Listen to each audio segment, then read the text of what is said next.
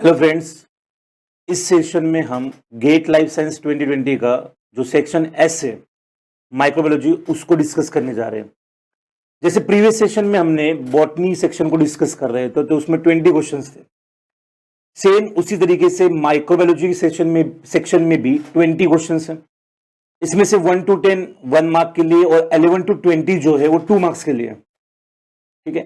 Microbiology के section में जो न्यूमेरिकल्स थे वो थोड़े ज्यादा थे। टोटल 20 क्वेश्चंस में 5 न्यूमेरिकल्स थे। ठीक है। और जैसे कि हमें पता है न्यूमेरिकल्स के लिए कोई भी नेगेटिव मार्किंग नहीं है। तो बाकी सेक्शन से अगर कंपेयर करें तो माइक्रोबायोलॉजी का जो सेक्शन था वो रिलेटिवली इजी था। कुछ क्वेश्चन को चला जाए तो आराम से बाकी क्वेश्चन किए जा सकते थे। ठीक है। तो अब डिस्कस करते हैं 1 by 1 सारे क्वेश्चंस। तो सबसे पहले क्वेश्चन नंबर 1 यहां पर है। In this question, the technique of microbial pure culture was pioneered by। ये बेसिक माइक्रोबायोलॉजी से क्वेश्चन है। ठीक है। और ये हमें बहुत क्लियरली पता है कि रॉबर्ट कोच जो है उन्होंने पहली बार प्योर कल्चर को आइसोलेट मतलब प्योर कल्चर बनने की कोशिश की। तो इसके आगे भी हम पढ़ते कि कोच के कुछ पोस्टुलेट्स भी है। कोच जो कि एक जर्मन फिजियोलॉजिस्ट थे और मॉडर्न बैक्टीरियोलॉजी में इनका बहुत सारा कंट्रीब्यूशन है। तो उन्होंने फर्स्ट टाइम पर प्योर कल्चर मतलब प्योर बैक्टीरिया आइसोलेट करने की कोशिश की थी कुछ ब्लड सैंपल से। तो उन्होंने क्या किया था, इस चीज के लिए स्टिक प्लेट मेथड जो है उसको यूज किया था। जो सॉलिड अगर प्लेट है उसके ऊपर इनोकुलेटेड लूप से उन्होंने बैक एंड फोर्थ इस तरीके से उन्होंने लूप को वहां पर यूज किया था बैक्टीरिया का कल्चर लेके। तो यहां पर अगर हम देखें कि सपोज ये न्यूट्रिएंट अगर प्लेट है, सॉलिड अगर मीडियम कोई प्लेट है और वहां पर इनोकुलम लूप जो है मतलब जिसमें बैक्टीरिया का इनोकुलम है उसको यूज करके जो इनोकुलम लूप है उससे ऐसे बैक एंड फोर्थ ऐसे करके उन्होंने स्टिक किया था। तो इस तरीके से अगर स्टिक करते हैं तो यूजुअली जो बैक्टीरिया का बायोमास है वो सेपरेट हो जाता है और यहां से हो सकता है कि आपको प्योर कल्चर मिले तो मतलब मिक्सचर ऑफ बैक्टीरिया में से किसी पर्टिकुलर टाइप का डिफरेंट टाइप के बैक्टीरिया आपको सेपरेट मिल सकते हैं। तो इस पर जो कॉलोनीज अराइज होगी वो कॉलोनीज अब जो होगी वो प्योर कल्चर होगा। ठीक है। तो ये रॉबर्ट कोच ने दिया था, इन्होंने आगे जाके कोच पोस्टुलेट्स भी दिए थे। अब इसका आंसर जो है एडवर्ड जेनर नहीं होगा क्योंकि एडवर्ड जेनर जो है हमें पता है मेनली नॉन फॉर मतलब उनको हम कहते हैं कि फादर ऑफ वैक्सीनेशन है। तो एडवर्ड जेनर इसका आंसर नहीं। लुइस पास्चर का भी माइक्रोबायोलॉजी में बहुत सारा कंट्रीब्यूशन है। जैसे कि उन्होंने पास्चराइजेशन टेक्निक डिस्कवर की थी। कुछ डिजीज के मेजर डिजीज के उन्होंने पॉजिटिव एजेंट्स को भी आइडेंटिफाई किया था। तो लुइस पास्चर भी इसका आंसर नहीं है। देन रॉबर्ट हुके, हम कहते हैं कि अगर फर्स्ट टाइम किसी ने सेल को ऑब्जर्व किया होगा माइक्रोस्कोप के अंदर तो वो रॉबर्ट कोच है। और बाद में पता चला था कि वो कॉर्क सेल्स थी जो कि एक्चुअल में सेल्स थी नहीं, वो एम्प्टी सेल वॉल था। तो ये एक बेसिक क्वेश्चन था माइक्रोबायोलॉजी से जहां पर इसका आंसर रॉबर्ट कोच है और एक सिंपल क्वेश्चन आराम से अटेम्प्ट किया जा सकता था। ठीक है। तो question number 1। Then question number 2, specifically किसी ड्रग के बारे में हमें यहां पर पूछ रखा है कि ट्राइमिथोप्राइम इज एन इनहिबिटर ऑफ। ठीक है। तो ट्राइमिथोप्राइम इनहिबिट्स डाइहाइड्रोफोलेट रिडक्टेज। बैक्टीरिया जो है एंटीबैक्टीरियल ड्रग है। बैक्टीरिया के अंदर जो न्यूक्लियोटाइड सिंथेसिस का पाथवे चलता है उसके लिए हमें चाहिए पाबा, पैरा अमाइनो बेंजोइक एसिड। तो इसका पाथवे अगर हम शॉर्ट में देखें तो हम कहते हैं कि यहां पर डाइहाइड्रोपेरोट डाइफॉस्फेट, ये एक मॉलिक्यूल है डाइफॉस्फेट। इस मॉलिक्यूल के साथ अगर यहां पर प्यारा अमाइनो बेंजोइक एसिड है, para amino benzoic acid also referred as PABA. ठीक है। तो इनसे इनके ऊपर एक एंजाइम काम करता है जिस एंजाइम का नाम है डाइहाइड्रोपेरोट सिंथेटेज। डाइहाइड्रोपेरेट सिंथेटेज। तो ये एंजाइम जो है इन दोनों को मिलाकर बनाता है, ये एंजाइम इन दोनों को मिलाकर बनाएगा डाइहाइड्रोक्लोरिक एसिड, और फर्दर इस डाइहाइड्रोक्लोरिक एसिड को कन्वर्ट किया जाता है डाइहाइड्रोफोलिक एसिड में, और ये डाइहाइड्रोफोलिक एसिड कन्वर्ट होता है टेट्राहाइड्रोफोलिक एसिड। डाइहाइड्रोफोलिक एसिड कन्वर्ट होता है टेट्राहाइड्रोफोलिक एसिड के अंदर, दैट इज THF। और ये THF बनेगा तो ही ये पाथवे आगे बढ़ेगा, और इस पाथवे में यहां पर इस जगह पर काम करता है एक एंजाइम यहां पर जिसका नाम है डाइहाइड्रोफोलेट रिडक्टेज, डाइहाइड्रोफोलेट रिडक्टेज। ठीक है। सो अगर यहां पर हमें ट्राइमिथोप्राइम के बारे में पूछा है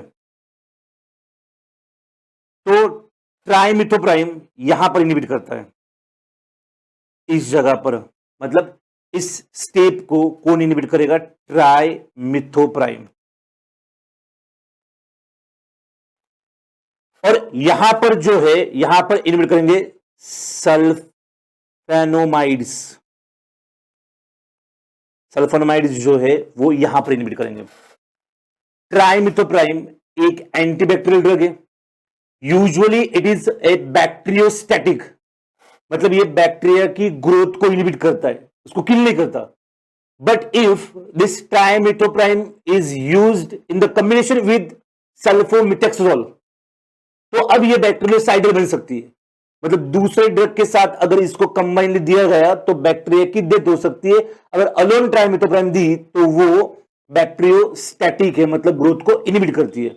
तो ये शॉर्ट में हमने डिस्कस किया है कि पाथवे जो होता है न्यूक्लियोटाइड सिंथेसिस का बैक्टीरिया के अंदर, उसके लिए पाबा रिक्वायर्ड है। तो para amino benzoic acid present भी है, अगर वो फर्दर आगे टेट्राहाइड्रोफोलिक एसिड में कन्वर्ट करना है तो हमें चाहिए एक इंपॉर्टेंट एंजाइम जिसका नाम है डाइहाइड्रोफोलेट रिडक्टेज, जिसको इनहिबिट करता है ट्राइमिथोप्राइम। इसको हमने कैंसर में डिस्कस किया था। इसका और एक इनहिबिटर है जिसका नाम है अमाइनोपेरिन। ठीक है। देन ये हुआ क्वेश्चन नंबर सेकंड, ये आराम से किया जा सकता था। देन और एक एंजाइम यहां पर देखा है सेरीन हाइड्रोक्सिल मिथाइल ट्रांसफरेज, ये जो कार्बन यूनिट की रिसाइकलिंग है उसमें काम करता है ये सेरीन हाइड्रोक्सिल मिथाइल ट्रांसफरेज। जैसे कि हमने एक रिएक्शन पढ़ी थी इसकी माइटोकॉन्ड्रिया में, ये ग्लाइसिन मॉलिक्यूल्स को कन्वर्ट कर देता है सेरीन में, या फिर ये रिवर्सिबल रिएक्शन है, सेरीन को ग्लाइसिन में भी कन्वर्ट कर सकता है। ठीक है। और एक एंजाइम यहां पर है N5N10 मिथाइलिन टेट्राहाइड्रोफोलेट सिंथेटेज, जो कि टेट्राहाइड्रोफोलेट बनाने के काम में आता है। ठीक है। सो इसका आंसर है, ये बहुत ही स्पेसिफिक क्वेश्चन था, इसका answer first. Then choose the correct taxonomical hierarchy among the following. Again ये एक सिंपल क्वेश्चन है, डाइवर्सिटी में इसको बार बार पढ़ चुके हैं हम लोग। ठीक है। तो इसमें कौन सी हायरार्की जो है वो हमें करेक्ट हायरार्की को आइडेंटिफाई करना है। तो हमें पता है कि सबसे ऊपर जो आता है वो डोमेन आता है, और सबसे लास्ट में यहां पर स्पीसीज, या अगर कुछ कंडीशन में दे रखा होगा सब स्पीसीज या स्ट्रेन, उनको भी कैसे कर सकते हैं। ऐसे यहां पर कुछ है नहीं, तो डोमेन और स्पीसीज, और सारे ऑप्शन में ही डोमेन और स्पीसीज, डोमेन और स्पीसीज, तो थोड़ा सा क्वेश्चन यहां पर डिफिकल्ट हो जाएगा अगर सिर्फ इंडिरेक्ट आंसर निकलना है। तो ठीक है, कोई दिक्कत नहीं। डोमेन सबसे पहले तो हमें पता है domain is also referred as super kingdom. ठीक है, सबसे ऊपर एक किंगडम है। तो डोमेन के बाद आता है क्या? फाइलम। देन फाइलम के बाद आता है क्लास। ठीक है, क्लास के बाद ऑर्डर, ऑर्डर के बाद फैमिली, फैमिली के बाद जीनस, और फिर स्पीसीज। तो हम ऐसा कहते हैं कि जो ग्रुप ऑफ स्पीसीज है उनको हम एक जीनस के अंदर रखते हैं, ग्रुप ऑफ जीनस को हम एक फैमिली के अंदर रखते हैं। अगर ग्रुप ऑफ फैमिली को हम रखते एक ऑर्डर में और ग्रुप ऑफ ऑर्डर को हम रखते हैं क्लास में, और इसी क्लास के ग्रुप्स को हम रखते हैं किसके अंदर, फाइलम में, और एक सुपर किंगडम में बहुत सारे फाइलम हो सकते हैं। ठीक है, तो ये डायरेक्ट क्वेश्चन था, स्ट्रेट फॉरवर्ड क्वेश्चन था, इसको भी आप अटेम्प्ट कर सकते थे। ठीक है, then next question number fourth. Question number fourth में ये कहा है यहां पर इस जगह पर कि शिफ्टिंग सैकेरोमाइसिस सेरेविसी, जो कि एक ईस्ट है, फर्मेंटिंग ईस्ट है, culture from fermentative to aerobic. अगर सैकेरोमाइसिस सेरेविसी फर्मेंटेटिव से उसका रेस्पिरेशन अगर हम एरोबिक करते हैं, फर्मेंटेटिव मतलब क्या, एन एरोबिक रेस्पिरेशन कर रही थी, तो glycolysis under aerobic condition is referred as fermentation. तो aerobic respiratory mode will be, अब इसमें क्या होगा, तो हमें पता है कि अगर हमारे पास एक ग्लूकोज मॉलिक्यूल है, अगर ये ग्लूकोज मॉलिक्यूल ग्लाइकोलिसिस में चला जाए, तो ग्लाइकोलिसिस के एंड में हमें मिलेंगे 2 मॉलिक्यूल्स ऑफ पायरुवेट। हमें यहां पर 2 मॉलिक्यूल मिल रहे पायरुवेट के। ठीक है, अब अगर हमने क्लास में भी इस चीज को डिस्कस किया था कि अगर कंडीशन एरोबिक रही, तो एरोबिक कंडीशन के अंदर इस पायरुवेट को एसिटिल कोए के अंदर कन्वर्ट कर किया जाएगा, इसको एसिटिल कोए के अंदर कन्वर्ट किया जाएगा, जो कि पायरुवेट 3 कार्बन का है, एसिटिल कोए 2 कार्बन का है, तो 1 कार्बन CO2 की फॉर्म में रिलीज हो जाएगा, और ये एसिटिल कोए क्रेब्स साइकिल में एंटर करेगा, ये क्रेब्स साइकिल में एंटर करेगा। अब 2 पायरुवेट मॉलिक्यूल है, तो यहां पर 2 एसिटिल कोए बनेंगे, 2 मॉलिक्यूल बनेंगे एसिटिल कोए, और ये जो रिएक्शन हो रही है, this reaction is occurring in aerobic condition. अगर एरोबिक कंडीशन होगी तो ऐसा होगा, लेकिन अगर एनारोबिक कंडीशन होगी तो एनारोबिक कंडीशन में हम एसिटिल कोए को नहीं बनाते। एनारोबिक कंडीशन में ये जो पायरुवेट बना है, इस पायरुवेट को हम कन्वर्ट कर देंगे एसिटल्डिहाइड के अंदर, और 2 पायरुवेट है तो 2 एसिटल्डिहाइड बनेंगे और 2 CO2 यहां पर रिलीज होंगे, और ये एसिटल्डिहाइड फर्दर कन्वर्ट होगा एथेनॉल या अल्कोहल के अंदर, इथेनॉल या अल्कोहल के अंदर कन्वर्ट होगा, और यहां पर CO2 क्या होगा, रिलीज होगा। ठीक है, अल्कोहल के भी 2 मॉलिक्यूल बनेंगे। तो ये फेट है, अगर एरोबिक कंडीशन प्रेजेंट होगी तो ग्लाइकोलिसिस के बाद ये ऐसा होगा। अगर एनारोबिक कंडीशन है तो पायरुवेट इस कंडीशन में जाएगा। अब क्वेश्चन ये है कि अगर ये एसिटिल कोए या फिर पायरुवेट है, पायरुवेट में अभी भी बहुत सारी एनर्जी है, अगर पायरुवेट एसिटिल कोए में कन्वर्ट होगा और एसिटिल कोए जो है क्रेब्स में एंटर करेगा, पूरा क्रेब्स साइकिल चलेगा, तो क्या होगा, वहां से NADH का और FADH2 का फॉर्मेशन होगा, और उन NADH और FADH2 को माइटोकॉन्ड्रिया के अंदर ATS के अंदर ऑक्सीडाइज करके इलेक्ट्रॉन ट्रांसपोर्ट चेन को चलाएंगे और वहां से ATP सिंथेसिस होगी, तो यहां पर ATP बनेगी। लेकिन अगर ये एसिटिल कोए में कन्वर्ट नहीं होगा तो pyruvate is converted into acetaldehyde and finally acetaldehyde is converted into alcohol. सिर्फ यहां पर 2 ATP मॉलिक्यूल का ही फॉर्मेशन होगा, तो एनारोबिक कंडीशन में हम ज्यादा ग्लूकोज कंज्यूम करते, क्योंकि एनर्जी जो बनती है वो कम बनती है, और एरोबिक रेस्पिरेशन में हमें अप्रोक्सीमेटली 36 ATPs मिलती है, तो एनर्जी ज्यादा मिलती है। डिपेंड करेगा कि ATP कितनी मिलेगी, वो 2 शटल हमने पढ़े जिसको मैलिड एस्पार्टेट शटल या फिर ग्लिसरॉल 3-फॉस्फेट शटल, उसके ऊपर। ठीक है, लेकिन बेसिकली एरोबिक कंडीशन में एनर्जी ज्यादा बनेगी। ठीक है, एनारोबिक कंडीशन में उसके कंपेयर में एनर्जी बहुत ही कम बनेगी, तो एनर्जी कम बन रही है तो यहां पर ग्लूकोज का कंजम्पशन एनारोबिक कंडीशन में क्या होगा, इंक्रीज होगा, और वही ग्लूकोज का कंजम्पशन अगर एरोबिक कंडीशन होगी तो क्या होगा, कम होगा। अब इस कंसेप्ट के अकॉर्डिंग अगर हम यहां पर देखें तो सबसे पहले यहां पर ए स्टेटमेंट है, ए स्टेटमेंट कह रखा है डिक्रीज कार्बन डाइऑक्साइड प्रोडक्शन, बिल्कुल सही बात है। अगर यहां पर ग्लूकोज से पायरुवेट बन रहा है, पायरुवेट से कार्बन डाइऑक्साइड, मतलब पायरुवेट से एसिटिल्डिहाइड बनेगा, तो 2 CO2 रिलीज हो रहे हैं। ऐसे जितने ग्लूकोज पायरुवेट में कन्वर्ट हो गए, एनारोबिक कंडीशन की वजह से अब एसिटिल्डिहाइड बनेगा और कार्बन रिलीज होगा in the form of CO2। तो CO2 प्रोडक्शन क्या होगा, इंक्रीज होगा अगर हम एनारोबिक कंडीशन में। लेकिन वहीं पर अगर एरोबिक कंडीशन होगी तो पायरुवेट को हम एसिटिल कोए में कन्वर्ट कर देंगे। पायरुवेट, यहां पर भी 2 CO2 मॉलिक्यूल है, पायरुवेट को हम एसिटिल कोए में कन्वर्ट, लेकिन अब उसी ग्लूकोज से एनर्जी ज्यादा बनाई जाएगी।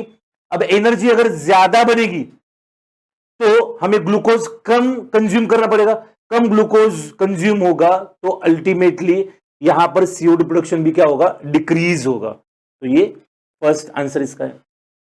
इंक्रीज अल्कोहल प्रोडक्शन, अगर आप एरोबिक मतलब इस वाले पाथवे से जा रहे हो तो यहां पर अल्कोहल प्रोडक्शन का कोई भी चांस नहीं है, तो वो इंक्रीज कभी नहीं होना चाहिए, तो ये गलत है।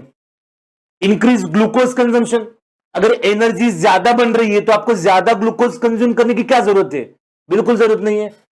उल्टा ग्लूकोज कंजम्पशन जो है वो डिक्रीज होना चाहिए।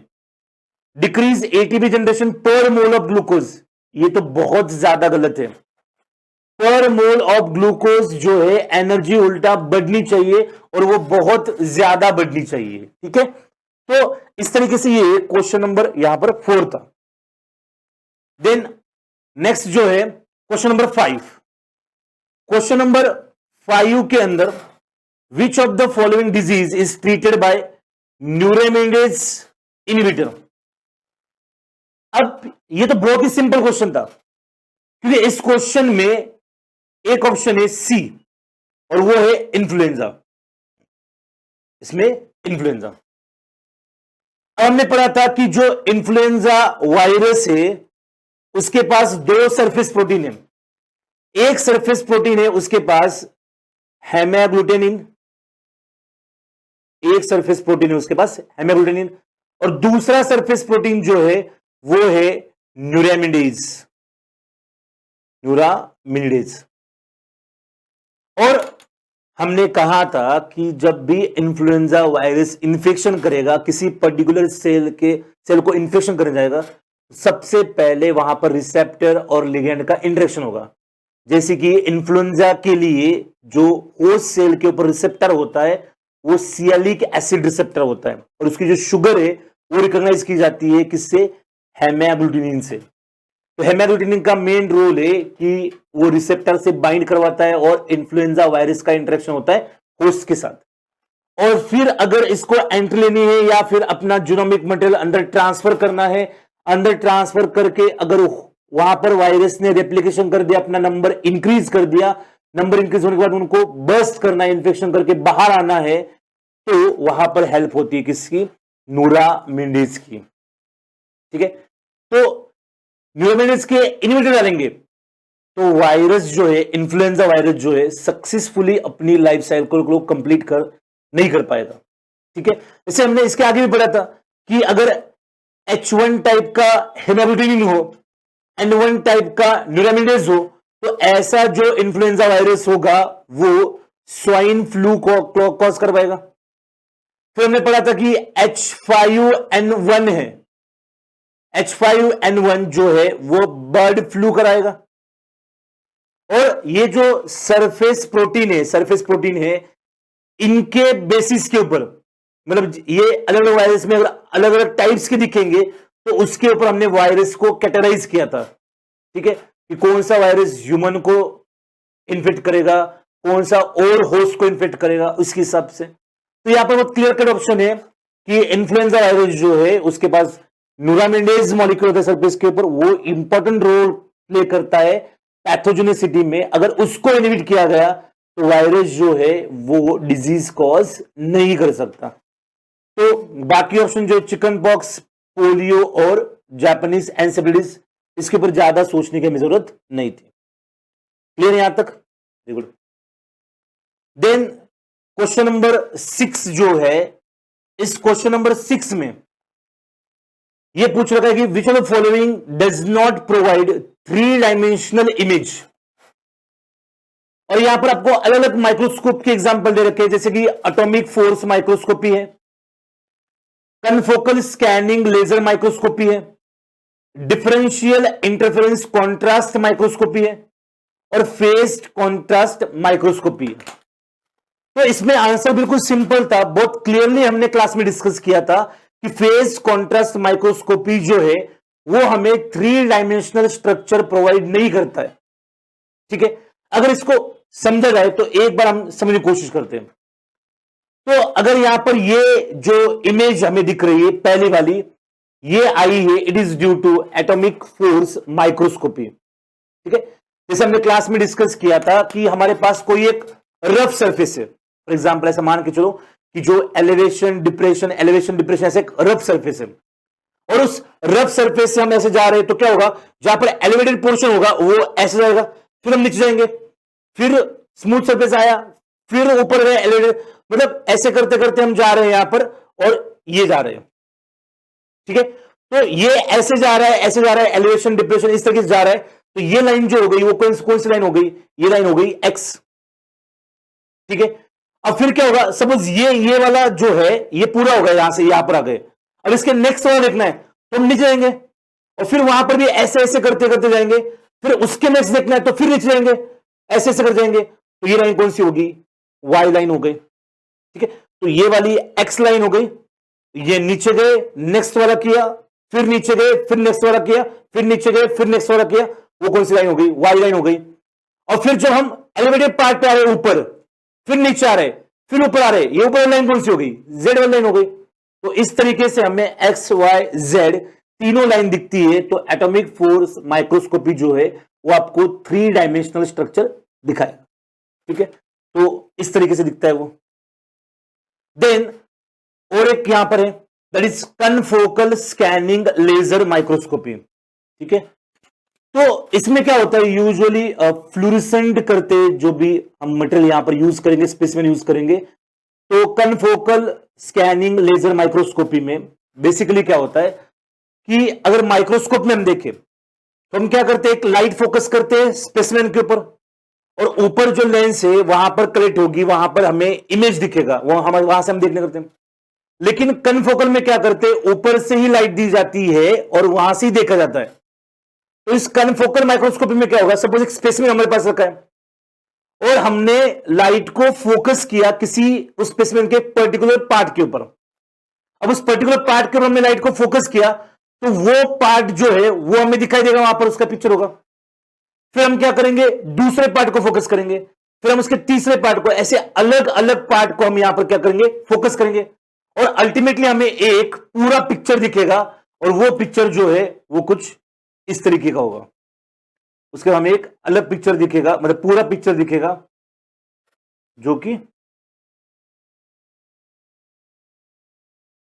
यहां पर इस तरीके की दिखेगा। जैसे कैमरा में हम क्या करते हैं, अगर कोई 12 मेगापिक्सल या 48 मेगापिक्सल है, हम सारे जो पार्ट होते हैं वो एग्लाइम आते हैं वहां पर, लेकिन हम यहां पर स्पेसिमेन के एक एक पार्ट को फोकस करके फिर वो पूरा इमेज बनेगा, तो हम उसको क्या कहते हैं, कनफोकल स्कैनिंग लेजर माइक्रोस्कोप। फिर उसके बाद जो और एक यहां पर दे रखा है, that is differential interference contrast microscope जो है, उससे हमें डिफरेंशियल इंटरफेरेंस कॉन्ट्रास्ट माइक्रोस्कोप जो है उससे हमें इस टाइप की इमेज दिखाई देती है। तो ये भी एक 3D इमेज है। अब अगर आप फेज कॉन्ट्रास्ट माइक्रोस्कोप को देखेंगे तो आप इस डायग्राम को और इस डायग्राम को थोड़ा सा क्लियरली ऑब्जर्व करोगे, ध्यान से देखोगे, तो ये वाला जो है थोड़ा सा ब्लर आ रहा है, इतना क्लियर नहीं दिख रहा है जितना इस डायग्राम में दिख रहा है। मतलब इसका रिजोल्यूशन जो है वो कम है और इसका रिजोल्यूशन क्या है, ज्यादा है। सो एक ब्राइट फील्ड है और एक फेस कॉन्ट्रास्ट है। तो phase contrast microscope is to increase the resolution, आपको ये 3 डायमेंशनल इमेज प्रोवाइड नहीं करेगा। तो ये बेसिक कुछ माइक्रोस्कोपी, मतलब कुछ एडवांस और कुछ बेसिक माइक्रोस्कोपी हमें यहां पर पूछे गए थे, तो इसका ये सिंपल सा आंसर है। ठीक है, देन यहां पर क्वेश्चन नंबर 7 है, यहां पर क्वेश्चन नंबर 7 है, which one of the following will increase the resolution of light microscope? तो लाइट माइक्रोस्कोप में रिजोल्यूशन कौन इंक्रीज करेगा? ठीक है, अब सबसे पहले एक चीज को समझते हैं कि रिजोल्यूशन मतलब क्या है। अगर हमारे पास दो पॉइंट है या एक स्पेसिमेन में दो डिफरेंट चीजें, और अगर वो दो डिफरेंट चीजें एक साथ ही दिखने लगी, मतलब वहां पर क्या है, रिजोल्यूशन कम है। अगर हमें वो दो चीजें एज ए सेपरेट एंटिटी दिख रही है, सेपरेट एंटिटी दिख रही है, मतलब वहां पर रिजोल्यूशन जो है वो ज्यादा है। तो इनमें से कौन सा जो है वो रिजोल्यूशन को इंक्रीज करेगा? ठीक है, तो one by one her option को यहां पर देखते हैं। तो सबसे पहले बोल रखा है कि decreasing the numerical aperture of the objective lens. ठीक है, तो ये तो फिर बिल्कुल गलत है। मतलब जो एपर्चर होता है, ठीक है, तो एपर्चर के ऊपर लाइट कलेक्ट की जाएगी और उससे कोई एक पिक्चर दिखेगा, तो वो पिक्चर कितना क्लियर दिखेगा, वो किसके ऊपर डिपेंड करेगा? तो जितनी लाइट ज्यादा होगी और जितनी लाइट क्लियर होगी उतना हमें पिक्चर क्लियर दिखेगा। फॉर एग्जाम्पल, अगर हम कैमरा है और कैमरा से हम फोटोग्राफ ले रहे हैं, फोटो क्लिक कर रहे हैं, अगर हम क्लियर लाइट में अगर दोपहर के 12 बजे कोई पिक्चर हम क्लिक करें जहां पर लाइट बिल्कुल क्लियर है, तो आपको रिजोल्यूशन जो है वो ज्यादा देखने को मिलेगा। लेकिन अगर आप उसी कैमरा से शाम के 6 बजे या 6:30 बजे अगर पिक्चर क्लिक करोगे तो क्या होगा, वहां पर पिक्चर जो है वो ब्लर आएगी। उतनी जितना रिजोल्यूशन आपको दिन में मिला था, डे में मिला था, उतना उस लाइट में नहीं मिलेगा, क्योंकि लाइट क्या है, कम। तो इसलिए हम क्या करते हैं, वो जो एपर्चर है उसका साइज इंक्रीज करते हैं। अगर एपर्चर का साइज इंक्रीज हो गया तो जो लाइट आएगी वो लाइट क्या होगी, ज्यादा आएगी, और जितनी ज्यादा लाइट आएगी उतना रिजोल्यूशन क्या होगा, ज्यादा होगा। तो डिक्रीजिंग न्यूमेरिकल एपर्चर से आप रिजोल्यूशन इंक्रीज नहीं कर सकते। Then using an objective lens with a longer working distance. ठीक है, सपोज यहां पर लेंस है, ठीक है, और वर्किंग डिस्टेंस जो है वो इस जगह पर है।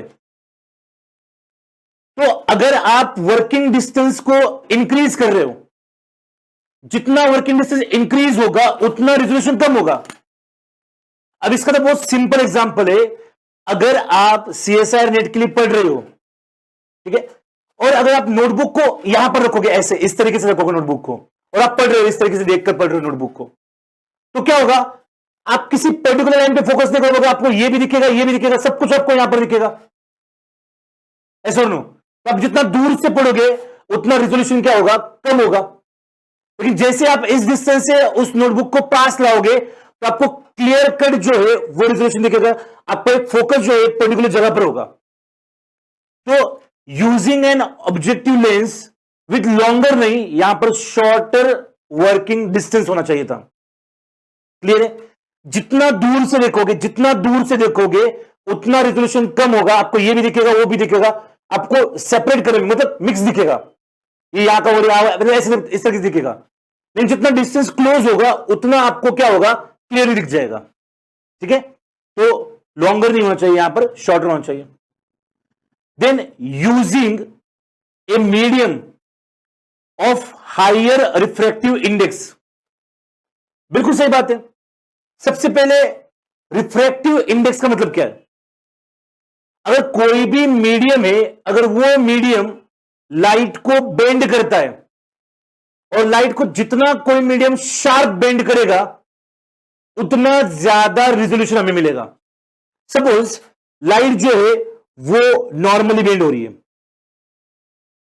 लाइट जो है वो नॉर्मली बेंड हो रही है इस तरीके से, तो आपको यहां पर एक एंगल मिल रहा है, ये एंगल है। ठीक है, मतलब क्या हो रहा है, ये स्पेसिमेन यहां से लाइट ले रहा है, यहां से ले रहा है, यहां से ले रहा है, यहां से, मतलब ये सब जगह से लाइट को इमिट कर रहा है ये स्पेसिमेन। लेकिन आप सिर्फ इतने एंगल में ही लाइट को कलेक्ट कर पा रहे हो और वो आगे ट्रांसफर कर रहे हो। ठीक है, मतलब क्या होता है, यूजुअली ये स्पेसिमेन है, हर जगह से लाइट को इमिट कर रहा है। अब आप सिर्फ इतने एंगल की ही लाइट को लोगे और वो आगे पास करोगे, तो उसकी वजह से क्या होगा, उतना क्लियर रिजोल्यूशन नहीं होगा। लेकिन अगर आपने लाइट को शार्पली बेंड किया, मतलब ये लाइट को हमने यहां से सपोज यहां पर है, ठीक है, और हमने लाइट को यहीं पर बेंड किया, तो अब आपको इतना स्पेस जो है वो यूज हो रहा है। मतलब यहां पर एंगल, इतना एंगल था, अब यहां पर ये एंगल जो है, यहां पर इतना एंगल है और यहां पर आपको इतना एंगल यूज करने को मिल रहा है। तो जितना एंगल बड़ा होगा उतना लाइट यहां से यहां पर आ जाएगा, और जितना ज्यादा आएगा उतना क्लियर रिजोल्यूशन होगा। तो using medium of higher refractive index, जितना ज्यादा मीडियम लाइट को बेंड करेगा उतना ज्यादा एंगल होगा, और जितना ज्यादा एंगल होगा उतना ज्यादा लाइट जो है वो कलेक्ट किया जाएगा और आपको उतना बेटर और क्लियर रिजोल्यूशन मिल जाएगा। तो यहां पर ये option C is correct. Then increasing the wavelength of light, ये नहीं होगा। क्यों नहीं होगा? सपोज ये स्पेसिमेन है, ठीक है, अगर आप लाइट की वेवलेंथ को इंक्रीज कर रहे हो, ठीक है, अब एंगल की बात नहीं कर रहे या वर्किंग डिस्टेंस की बात नहीं कर रहे, चलो मान लिया कि वर्किंग डिस्टेंस कम है, लेकिन आप वेवलेंथ, लाइट की वेवलेंथ जो उसको इंक्रीज कर रहे हो, तो लाइट की वेवलेंथ को इंक्रीज करते हैं तो इसकी जो साइज है, इसकी साइज इंक्रीज होती है। लाइट की वेवलेंथ को इंक्रीज किया तो इसकी साइज क्या हो जाएगी, जो वॉल्यूम इसका है वो क्या हो जाएगा, इंक्रीज हो जाएगा। और वॉल्यूम इंक्रीज होगा तो अगेन रिजोल्यूशन जो है वो डिक्रीज होगा। कैसे? फॉर एग्जांपल आप समझिए, जिसके फिंगर्स जो है वो बड़े हैं, अगर वो मोबाइल पे टाइप कर रहे हैं, मैसेज टाइप कर रहे हैं, तो क्या होता है, जो पास पास के जो कीज होते हैं वो दोनों एक साथ, जो दबनी चाहिए वो दूसरी दबती है। सुनो, सपोज मतलब अगर ये कीबोर्ड पे यू एंड ये आई पास पास में, ठीक है, तो अगर इनको आपको आई प्रेस करना तो यू दब जाता है। क्यों? क्योंकि फिंगर की साइज जितनी बड़ी होगी उतना रिजोल्यूशन कम होगा, दोनों वैसे थे। लेकिन जिसका फिंगर छोटा है वो पर्टिकुलर स्पेसिफिकली सिर्फ आई को क्लिक करेगा या फिर सिर्फ यू को क्लिक करेगा, ऐसा नो। तो जितनी साइज वहां पर छोटी होगी उसकी, उतना ही ज्यादा बेटर तरीके से वो टाइपिंग कर सकता है। उसी तरीके से यहां पर साइज छोटी रहेगी, ये वाला जो है इसकी साइज छोटी रहेगी, उतना ही क्लियर रिजोल्यूशन हमें मिलेगा। क्लियर है? तो ये क्वेश्चन नंबर 7 था, ये बहुत ही इजी था। Using a medium of higher refractive index क्या करेगा, रिजोल्यूशन को इंक्रीज करेगा लाइट माइक्रोस्कोप। क्लियर है यहां तक? तो ये क्वेश्चन नंबर 7 है। Then question number 8, again a very simple question from lac operon genes in E coli. क्या बोल रखा है कि maximum expression of lac operon, कौन सी कंडीशन में लैक ओपेरॉन ज्यादा चलेगा, इतना सिंपल सा पूछा है। तो सबसे पहले हमें पता है कि अगर लैक ओपेरॉन जो है लैक्टोज के मेटाबॉलिज्म के लिए होता है, लैक्टोज के मेटाबॉलिज्म के लिए लैक ओपेरॉन होता है। लैक्टोज को हमें कैटाबोलाइज करना है, उसको डिग्रेड करना है और हमें एनर्जी निकालनी है, मतलब लैक्टोज को तोड़ के। तो इसमें सबसे पहले पता है, अगर सेल में, किसी भी सेल में देखा जाए तो सबसे प्रिफरेबल सोर्स कोई है एनर्जी का, तो हम ग्लूकोज को यूज करते हैं। तो सबसे पहले दो ऑप्शन तो आराम से जाएंगे, ये जहां पर हाई ग्लूकोज होगा वो ऑप्शन तो बाहर हट जाएंगे, क्योंकि अगर ग्लूकोज प्रेजेंट है तो ग्लूकोज की प्रेजेंस में लैक्टोज को यूटिलाइज नहीं किया जाएगा। पहले ग्लूकोज को खत्म करना पड़ेगा और उसके बाद फिर अगर उसमें लैक्टोज है तो लैक्टोज को यूटिलाइज किया जाएगा। तो हमें क्या बोल रखा है कि कौन सी कंडीशन मैक्सिमम एक्सप्रेशन करेगी लैक ओपेरॉन का, तो सबसे पहले लो ग्लूकोज होना चाहिए दोनों भी जगह पर, ठीक है, ग्लूकोज लो होना चाहिए। अब ग्लूकोज लो है और चलाना आपको लैक ओपेरॉन है, और लैक ओपेरॉन भी ज्यादा चलाना है, तो डेफिनेटली लैक चलाने के लिए क्या होना चाहिए, लैक्टोज ज्यादा होना चाहिए। तो यहां पर बोल रखा है कि लो लैक्टोज है, ये तो बिल्कुल गलत है फिर। और लैक्टोज कैसा होना चाहिए, हाई, यही से हमारा आंसर निकल गया सी।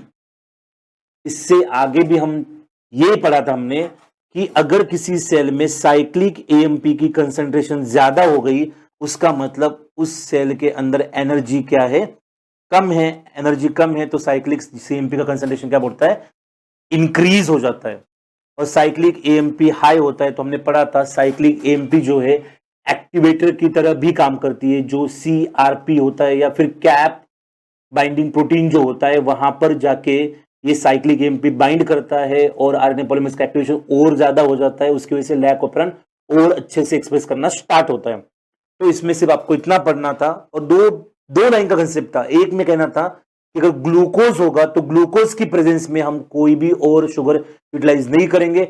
उसके बाद लैक का एक्सप्रेशन ज्यादा होना चाहिए, तो मीडियम में या फिर सेल के अंदर लैक्टोज क्या होना चाहिए, ज्यादा होना चाहिए। ठीक है, और साइक्लिक एएमपी जो है वो एक्टिवेटर तरह काम करेगी। तो ये क्वेश्चन नंबर 8 है यहां पर, सिंपल सा। देन यहां पर नेक्स्ट क्वेश्चन नंबर 9 जो है, ये एक सिंपल क्वेश्चन है, आराम से इसको किया जा सकता। तो क्वेश्चन नंबर 9 में आपको बोल रखा है match the cellular organelle in group 1 with its function in group 2। अब गोल्गी एपिडिस का फंक्शन क्या है? Lipid degradation, protein degradation, protein sorting और ribosomal RNA synthesis, RNA synthesis. हमें बहुत क्लियरली पता है गोल्गी एपिडिस का फंक्शन क्या है, प्रोटीन सॉर्टिंग। तो पी का 3 है, तो जो सेक्रेटरी पाथवे के प्रोटीन है वो सेक्रेटरी पाथवे के प्रोटीन ईआर गोल्गी के रास्ते से फिर प्लाज्मा मेम्ब्रेन पे जा सकते हैं, लाइसोम के पास जा सकते हैं, इस रास्ते से जाते हैं। तो उन प्रोटीन्स के लिए प्रोटीन सॉर्टिंग सेंटर जो है वो गोल्गी एपिडिस है। ठीक है, फिर न्यूक्लियोलस, न्यूक्लियोलस जो है पी का 3 यहां पर है, पी का 3 यहां पर है, पी का 3 यहां पर भी है, जो जगह पर है। Nucleolus is for ribosomal rRNA synthesis. Nuclear हमने कहते हैं कि न्यूक्लियोलस जो है फैक्ट्री ऑफ राइबोसोम से, तो यहां पर क्यू जो है वो क्यू का आएगा क्या, 4। तो क्यू का 4 यहां पर है, क्यू का 4 यहां पर नहीं, यहां पर नहीं। चलो आपका आंसर मिल गया, आंसर इज सेकंड, आंसर निकल गया। एक बार आंसर को कंफर्म करते और बाकी इससे व्हाट अबाउट पेरोक्सीसोम। हमें पता है पेरोक्सीसोम में लिपिड्स का डिग्रेडेशन होता है, तो आर का होना चाहिए 1। प्रोटियासोम इज फॉर प्रोटीन डिग्रेडेशन, यहां पर प्रोटियासोम इज फॉर, ये नहीं, आर का 1 और प्रोटियासोम इज फॉर S2, तो इसका आंसर होगा सेकेंड। ठीक है, तो ये भी बहुत सिंपल क्वेश्चन है, बेसिक क्वेश्चन है, आराम से किया जा सकता। नाउ क्वेश्चन नंबर 10, ये एक न्यूमेरिकल है जिसको हमें सॉल्व करना है यहां पर। ठीक है, अगर इसका हमें फॉर्मूला पता है, क्या पूछ रखा है इसमें आराम से देखते हैं। क्वेश्चन नंबर 10 में ये पूछ रखा है ए 250 ml of bacteriophage stock containing 8 into 10⁸ फाजेस पर ml। ठीक है, 250 ml का एक बैक्टीरियोफाज स्टॉक दिए रखा है आपको, जिसमें 8 into 10⁸ फाजेस, यूजुअली वो पर ml होते हैं। तो हमें देखना पड़ेगा कि 250 ml में कितने is added to 500 ml of E coli culture containing 4 into 10⁸ cells per ml।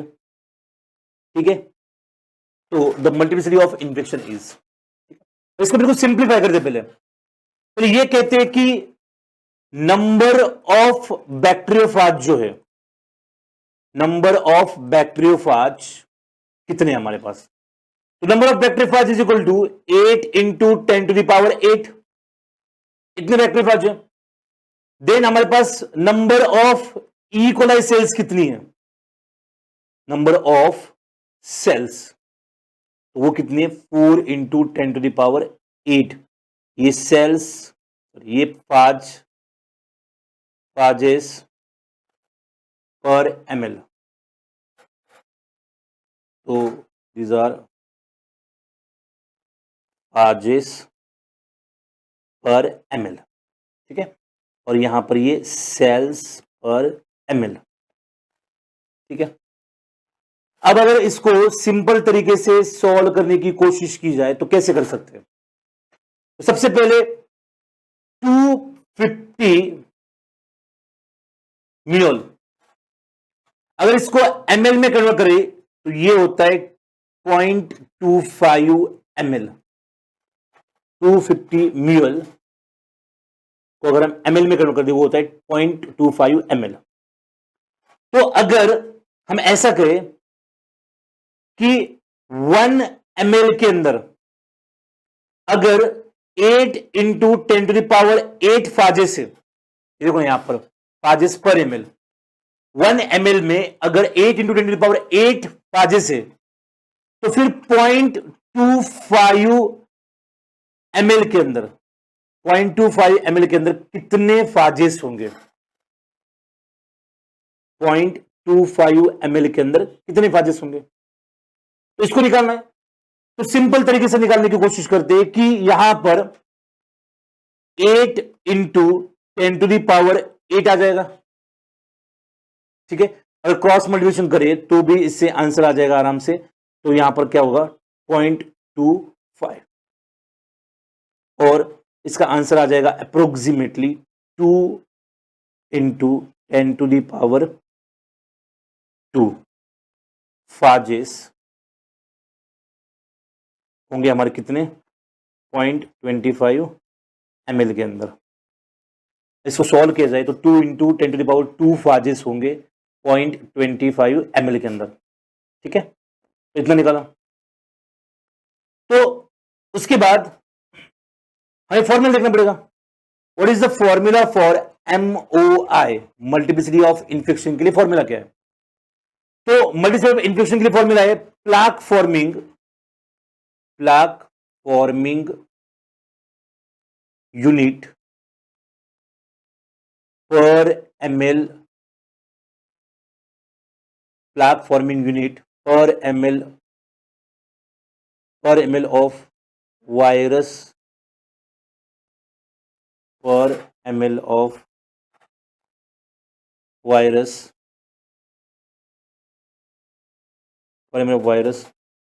used for infection upon number of cells. This is the formula for MOI. चलो हमें फाजेस का नंबर तो मिल गया, एक बार नंबर ऑफ सेल्स भी तो निकालते हैं। अब हमने कहा था कि 1 ml के अंदर अगर 4 इंटू 10⁸ सेल्स है, 4 इंटू 10⁸ सेल्स है, तो फिर 500 माइक्रोलीटर में कितनी सेल्स होगी? तो क्लियरली पता है 500 माइक्रोलीटर इज 0.5 ml। तो 1 ml में इतनी है तो 0.5 ml में कितनी है? तो 4 into 10⁸ into 0.5 is equal to क्या आ जाएगा 2 इंटू 10⁸ सेल्स, ठीक है। इतनी सेल्स प्रेजेंट है किसके अंदर 500 माइक्रोलीटर के अंदर। अब क्या है आपके पास plaque forming unit per ml of virus per ml of, यहां पर वायरस लिखना होगा, per ml of virus used for infection upon number of cells. बहुत क्लियर है। So MOI is equal to PFU per ml of virus used for infection is 2 into 10⁻² upon number of cells जो use हो रहे हैं यहां पर वो कितने हैं, उनकी भी वैल्यू इतनी आई यहां पर निकला है, दैट इज 2 इंटू 10⁻²। तो फाइनली MOI जो है वो आएगा, ये गया कितना आएगा 1, ठीक है। तो मल्टीप्लिसिटी ऑफ इन्फेक्शन इज 1, ठीक है। तो हर एक सेल को इन्फेक्ट करने के लिए हमारे पास कितना वायरस है, एक वायरस है, एक बैक्टीरियोफाज, ठीक है। तो इस कैलकुलेशन को किया जा सकता था अगर आपको पता है ये फॉर्मूला क्या है, ठीक है। Then question number 11, digestion of an immunoglobulin G, IgG molecule with pepsin will not बोला है, ठीक है। तो जैसे हमने पढ़ा था कि एंटीबॉडीज को हम अलग अलग केमिकल से ट्रीट करके उसको डाइजेस्ट कर सकते हैं। फॉर एग्जाम्पल ये एंटीबॉडी की एक हेवी चेन है, ठीक है। फिर एंटीबॉडी के इस हेवी चेन में यहां पर एक लाइट चेन भी है। Heavy and light chain they are associated together by disulphide bonds, ठीक है। तो ये इस तरीके से यहां वाला जो रीजन होगा, ये वाला रीजन जो एंटीबॉडी को फ्लेक्सिबिलिटी प्रोवाइड करता है, जो होगा हिंज रीजन। दिखाना इंपॉर्टेंट इसको, ठीक है। अब अगर इस एंटीबॉडी को हम पेप्सिन से ट्रीट करें, तो पेप्सिन जो है वो कट लगाता है हिंज रीजन के नीचे,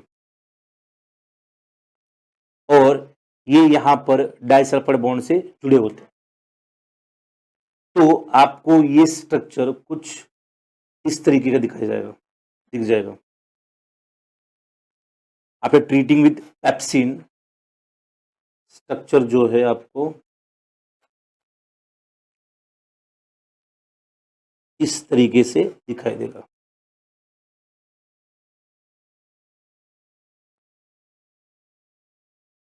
ये हिंज रीजन है जो कि फ्लेक्सिबल है, ये ऐसा दिखेगा। और ये जो नीचे वाला पोर्शन है, इसको ऐसे शॉर्ट फ्रैगमेंट में तोड़ जाएगा, ये पूरा डाइजेस्ट हो जाएगा। अब अगर एंटीबॉडी को पेप्सिन से तोड़ा तो अभी भी ये इसका फैब रीजन है, ये एक फैब है। हर एंटीबॉडी के ऊपर 2 फ्रैगमेंट होते हैं फॉर एंटीजन बाइंडिंग। अब ये दोनों भी फ्रैगमेंट ऐसे जुड़े हुए हैं, इस तरीके से जुड़े हुए हैं। अभी भी इस रीजन में जो डाइसल्फाइड बॉन्ड है उनसे ये दोनों होल्ड है, तो इसको हम कहेंगे फैब 2। अगर ये सेपरेट होते इस तरीके से तो हम इसको 2 फैब कहते हैं, ये जुड़े हुए नहीं है। और ऐसा हमने पढ़ा है, ये ऐसा तब होता है जब हम इसको पपेन से ट्रीट करते हैं। पपेन से ट्रीट करेंगे तो ऐसा दिखेगा, ठीक है। तो पढ़िए, generate a bivalent antigen binding fragment. Yes, बिल्कुल सही है। यहां पर एक एंटीजन आके इंटर कर सकता है और यहां पर एक एंटीजन आके इंटर कर सकता है, तो इस एंटीबॉडी की वैलेंसी कितनी है? 2। इसके से बोला है bivalent. Then generate a monovalent antigen binding fragment. ये बिल्कुल गलत है। मोनोवेलेंट तो तब जनरेट हो जब किससे ट्रीट करते हैं? पपेन से ट्रीट करते हैं। Destroy the complement binding site. Yes, ये पूरा रीजन जो होता है वो फैब होता है, ये जो पूरा रीजन होता है वो एफसी होता है। Fc is for fragment for crystallization. यहां पर ही कई पर साइट होती है जहां पर कौन आके बाइंड करता है? कॉम्प्लीमेंट प्रोटीन्स आके बाइंड करते हैं जो फर्दर सिग्नलिंग करवाने का काम करते हैं। लेकिन यहां पर पेप्सिन से ट्रीट करते हैं तो ये हैवी चेन का जो पोर्शन है ये डिस्ट्रॉय हो जाता है, तो इसको यूज कॉम्प्लीमेंट एक्टिवेशन नहीं होगा। Cleave the heavy chain of IgG molecule. Yes, heavy chain को ही क्लीव करते हैं। सो ये भी सही है, ये भी सही है, तो answer is B. Then question number 12। Question number 12 को आराम से किया जा सकता था। नाइट्रोजन मेटाबॉलिज्म हमने इसको अच्छे से पढ़ा था, तो बस इतना देखना था कि कॉलम 1 में प्रोसेस दे रखी है और ग्रुप 2 में, मतलब ग्रुप 1 में प्रोसेस दे रखी है और ग्रुप 2 में ऑर्गेनिज्म दे रखा है। तो डीनाइट्रिफिकेशन जो है वो सुडोमोनास करता है। P3 आएगा और P3 आएगा, ये 2 ऑप्शन हट गए। चलो अब एक तुक्का भी लगाओगे कोई भी तो भी सही आने के चांसेस कितने? 50%। लेकिन लगाना क्यों है? हमारे नोटबुक में है, हमने इसको 10 बार रिवाइज किया है, हमें अच्छे से पता है। तो डीनाइट्रिफिकेशन सुडोमोनास करवाता है। Nitrogen fixation by free living is Azotobacter. तो क्यू का होगा 1, आंसर आ गया 4। ये गलत है, निकल गया आंसर। क्या डिफिकल्ट इसमें? यस और नो? इसके आगे भी हम कोशिश करते हैं ना, oxidation of H2S two sulphur, देखिए होता है, इसको भी पढ़ रखा है। और फिर फाइनल रहेगा कि nitrogen fixation by symbiotic microbe rhizobium, rhizobium को लेके ही हमने पूरा सिम्बायोटिक नाइट्रोजन फिक्सेशन स्टडी किया था। कौन से जीन होते हैं, कौन सा एंजाइम होता है, कैसा होता है, किस तरह से काम करता है, 16 एटीपी लगती है, लेग्यूम कैसे फॉर्म होते हैं, फिर लेग हीमोग्लोबिन, वो सारी चीजें हमने डिस्कस की थी इसमें। तो यहां पर R2 का आ जाएगा 2 और S का आ जाएगा 4। तो क्वेश्चन नंबर 12 मतलब बोनस था आपके लिए, ठीक है। Then question number 13। अब इस क्वेश्चन नंबर 13 के अंदर डिटरमाइन द करेक्टनेस और otherwise the following assertion A and the reason R। assertion देखते हैं, A क्या बोल रखा है, diphtheria exotoxin is an example of AB type of toxin, S that is true.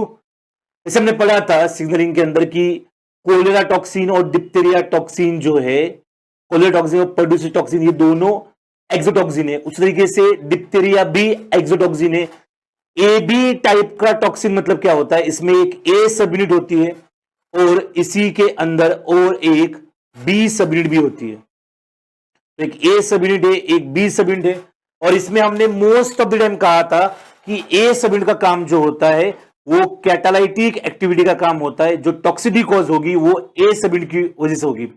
इसके अंदर कैटालाइटिक एक्टिविटी होती है and B subunit it has और it plays important role in recognition of receptor. इसको रिकॉग्नाइज किया जाता है या ये रिसेप्टर को रिकॉग्नाइज करती है, मतलब जहां पर बाइंड करना है। तो yes, diphtheria toxin exotoxin is an example of AB type of exotoxin. जैसे हम कहते हैं डिप्थीरिया के अंदर 2 सब यूनिट जो होती है वो बी की होती है और एक सब यूनिट जो होता है वो ए का होता है, एक सब यूनिट जो होगा वो ए का होगा, ऐसा होता है। और हम कोलेरा टॉक्सिन देखें तो हम कहते हैं कि AB5 का टॉक्सिन है, 5 बी सब यूनिट होती है और एक ए सब यूनिट होता है। तो ए स्टेटमेंट ट्रू था, ठीक है। Then R reason, a component of the toxin is released from the host cell while it the B component inhibits the protein synthesis and kills the host cell। Answer यही पर है। और आपको इतना पता कि 2 सब यूनिट है ए एंड बी, और मोस्टली ए सब यूनिट जो है वो कैटालिटिक एक्टिविटी करती है, उसका काम है टॉक्सिसिटी कॉज करना, ना कि बी का। तो आर तो आपको पता हो जाता, क्या हो जाता फिर, A is true but R is false, answer हो जाता डी। कैसे? हमें पता है कि ये जो है ये कोई सपोज होस्ट सेल है, इस होस्ट सेल के ऊपर एक रिसेप्टर प्रेजेंट है और इस रिसेप्टर को रिकॉग्नाइज किया बी सब यूनिट ने। रिसेप्टर को अगर बी सब यूनिट रिकॉग्नाइज करती है यहां पर, and A and B are associated together, ये ए एंड बी एसोसिएटेड। अब नेक्स्ट स्टेप में क्या होगा, यहां से इसका एंडोसाइटोसिस होगा।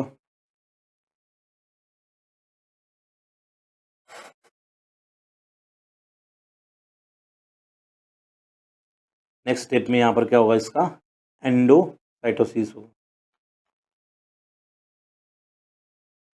मतलब यहां से एक वेसिकल बनेगी, इसको अंदर लिया जाएगा, ये रिसेप्टर यहां पर ऐसा रहेगा और ये इस तरीके से ये जो होगा सब यूनिट यहां पर जुड़े हुए हैं, ए सब यूनिट। अब इसको यहां पर क्लीव भी किया जाएगा। जैसे ही अंदर वेसिकल बनेगा, ए और बी जो है एक दूसरे से क्लीव होंगे, और क्लीव होंगे still a is associated with be with the disulphide bond. जैसे ही इस वेसिकल का एसिडिफिकेशन होता है, जैसे इसका एसिडिफिकेशन होगा तो वो डाइसल्फाइड बॉन्ड जो है वो रिड्यूस हो जाएंगे, और ए जो है वो किसी एक प्रोटीन की हेल्प से, मेम्ब्रेन प्रोटीन की हेल्प से ए जो है वो क्या होगा, बाहर आ जाएगा। तो ए आ गया बाहर। फिर सेल में यहां पर कहीं पर चल रही है प्रोटीन सिंथेसिस की प्रोसेस। ये एमआरएनए है, एमआरएनए के ऊपर राइबोसोम का एक लार्ज सब यूनिट, एक स्मॉल सब यूनिट दोनों है, और इससे एक कोई पेप्टाइड जो है वो सिंथेसाइज की जा रही है, न्यूली सिंथेसाइज पेप्टाइड है, और इसके साथ काम कर रहा है एक इलोंगेशन फैक्टर, ये वाला, ये इलोंगेशन फैक्टर जो है EF2, इलोंगेशन फैक्टर 2 है, जो राइबोसोम के साथ एसोसिएट है और वो प्रोटीन सिंथेसिस में हेल्प कर रहा है। अब ये आपका सब यूनिट ए है, इसके पास क्या एक्टिविटी है? इसके पास कैटालाइटिक एक्टिविटी है। अब जब ये ए सब यूनिट यहां से NAD प्लस को यूज करेगा और ये EF2 का ADP राइबोसाइलेशन कराएगा, मतलब क्या करेगा, इसके ऊपर ADP राइबोस को ऐड करेगा। एक बार इलोंगेशन फैक्टर 2 का ADP राइबोसाइलेशन हो गया तो वो अब राइबोसोम के साथ एसोसिएट नहीं हो सकता, मतलब ओवरऑल फाइनली ये कहेंगे अल्टीमेटली यहाँ पर प्रोटीन सिंथेसिस जो है वो इनहिबिट हो जाएगी। तो हमारे काम की बात क्या है, बी कंपोनेंट नहीं करता, कौन सा कंपोनेंट करता है, ए कंपोनेंट करता है। बी का काम होता है रिसेप्टर का रिकॉग्निशन करना और ए की एंट्री को फैसिलिटेट करना, बाकी काम जो है कौन करेगा, ए करेगा। ठीक है, तो इसका आंसर है ए स्टेटमेंट जो है assertion is true but reason is false. Then question number 14 is there, which of the following statement about control of microbial growth is not correct? बहुत ही सिंपल क्वेश्चन था। ये बोल रहा है कि non ionizing radiations leads to thymine dimer formation in DNA. Yes, that is true, बिल्कुल सही बात है। हमने पढ़ा था दो टाइप की रेडिएशंस होती है, एक होती है आयोनाइजिंग रेडिएशंस और एक होती है non ionizing radiation. Ionizing radiation जो होती है उनके अंदर एनर्जी जो होती है वो हाई होती है, नॉन आयोनाइजिंग के अंदर एनर्जी जो होती है वो कम होती है। आयोनाइजिंग रेडिएशन के अंदर हमने एग्जांपल्स पढ़े थे, alpha rays, beta rays, gamma rays और एक्स रेज। ये जो है आयोनाइजिंग रेडिएशन से, और ये अगर डीएनए के ऊपर जाएगी तो हो सकता है डीएनए का जो फॉस्फोडाइस्टर बॉन्ड है वो ब्रेक हो जाए, इसलिए हमने इनको क्लैस्टोजेंस भी कहा था, क्योंकि ये डीएनए को ब्रेक कर सकते हैं। नॉन आयोनाइजिंग रेडिएशन के अंदर हमने एग्जांपल पढ़ा था यूवी का। यूवी क्या करता है, ये जो डीएनए है डबल स्टैंडर्ड, ये 5 प्राइम 3 प्राइम है, ये 5 प्राइम सॉरी ये 3 प्राइम 5 प्राइम जो है, यहां पर जो एडजेसेंट थाइमीन जो होंगे उन एडजेसेंट थाइमीन के अंदर बॉन्ड फॉर्म करने का काम करता है कौन, नॉन आयोनाइजिंग रेडिएशंस। एग्जांपल है UV light, thymine thymine dimer बनाते, उसको ही कहते हैं हम साइक्लोब्यूटेन के डाइमर। ठीक है, तो ये स्टेटमेंट बिल्कुल सही है, विल नॉट पूछा है आपसे। Then spirochetes and mycoplasma can pass through membrane filters. Yes, true. बहुत सारे लोगों को लगा होगा कि स्पाइरोकीट्स तो बहुत बड़े होते हैं। एक चीज आप यहां पर ध्यान से समझे, स्पाइरोकीट्स की लेंथ बड़ी है, डायमीटर उनका बड़ा नहीं है। उनका डायमीटर कितना है, 0.1 से 0.5 तक उनका डायमीटर है ना, माइक्रोन डायमीटर उनका। माइकोप्लाज्मा का जो है वो 0.2 to 0.4 माइक्रोन है, माइकोप्लाज्मा का जो डायमीटर है। तो बहुत सारे लोगों ने इसको गलत कर रखा होगा, क्योंकि स्पाइरोकीट्स जो है लेंथ में भले ही बड़े हो, लेकिन उनका जो विड्थ है या उनका डायमीटर जो है वो क्या है, कम ही है। देन यहां पर ऑप्शन सी था, ऑप्शन सी में यह था कि use of high concentration of salt and sugars to preserve food is a chemical method of microbial control. Yes, that is true. ये स्टेटमेंट भी अगर वैसे देखा जाए तो ये ट्रू है। जो नेचुरल या फिर ट्रेडिशनल फूड प्रिजर्वेटिव था, केमिकल ट्रेडिशनल फूड प्रिजर्वेटिव जो मेथड था, वो मेथड जो है वो केमिकल मेथड है।